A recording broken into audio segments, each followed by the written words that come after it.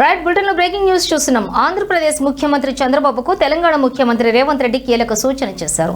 జల వివాదాలను పరస్పరం కూర్చుకుని మాట్లాడుకోవడం ద్వారా పరిష్కరించుకుందామని అన్నారు.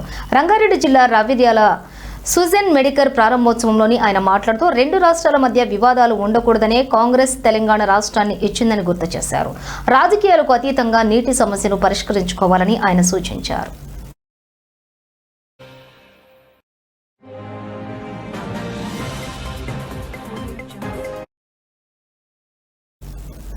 కోర్టుల ద్వారా కాకుండా మన సమస్యలను మనమే పరిష్కరించుకుందామని విజ్ఞప్తి చేశారు.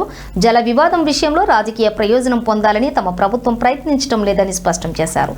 పంచాయతీ కావాలా, నీళ్లు కావాలా అని నన్ను అడిగితే తెలంగాణకు నీళ్లు కావాలని చెబుతానని, అదే సమయంలో వివాదాలు కావాలా, పరిష్కారం కావాలా అని అడిగితే పరిష్కారం కావాలని స్పష్టంగా చెబుతానని ఆయన అన్నారు.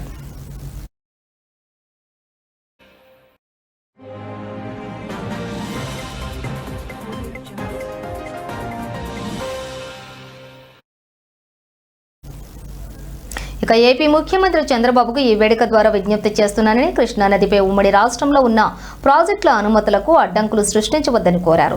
అలా అడ్డంకులు కలిగిస్తే కేంద్ర ప్రభుత్వం నుంచి నిధులు రావటం లేదని, దీనివల్ల రాష్ట్రంపై ఆర్థిక భారం పడుతోందని ఆయన ఆవేదన వ్యక్తం చేశారు. తాము వివాదాలు కోరుకోవటం లేదని, పరిష్కారం మాత్రమే కోరుకుంటున్నామని ఆయన స్పష్టం చేశారు. తమకు కావాల్సింది రాజకీయ ప్రయోజనాలు కాదని, ప్రజల ప్రయోజనాలని అన్నారు. తెచ్చుకోవడంతో నీళ్ల విషయంలో రాజకీయ లబ్ధి కోసం ఆలోచన చేయొద్దు. రాజకీయాలకు అతీతంగా మనం ఈరోజు ఆలోచన చేసుకొని పరిష్కరించుకోవాలి. ఈ పరిష్కారాలకు చర్చలు ఒక్కటే పరిష్కారము. న్యాయస్థానాల దగ్గరనో ఇతరుల దగ్గర పోయి పంచాయతీ తెంచుకునే కంటే మనమే కూర్చొని మన సమస్యల్ని సామరస్యపూర్వకంగా పరిష్కరించుకోవాలనేదే మా విధానము.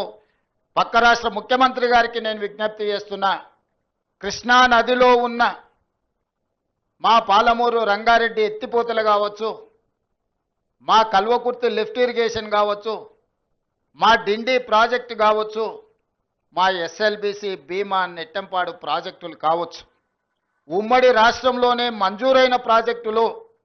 వీటి అనుమతులకు మీరు అడ్డంకి పెట్టకండి. వీటి అనుమతులకు మాకు సహకరించండి. ఉమ్మడి రాష్ట్రంలో ఉన్నప్పుడే మంజూరైన ఈ ప్రాజెక్టులకు ఆంధ్రప్రదేశ్ రాష్ట్రం నుంచి అభ్యంతరాలు రావడం వల్ల ఎన్విరాన్మెంట్ క్లియరెన్సులు కానీ సిడబ్ల్యూసి క్లియరెన్సులు తెచ్చుకోవడంతో మాకు సమస్యగా మారింది.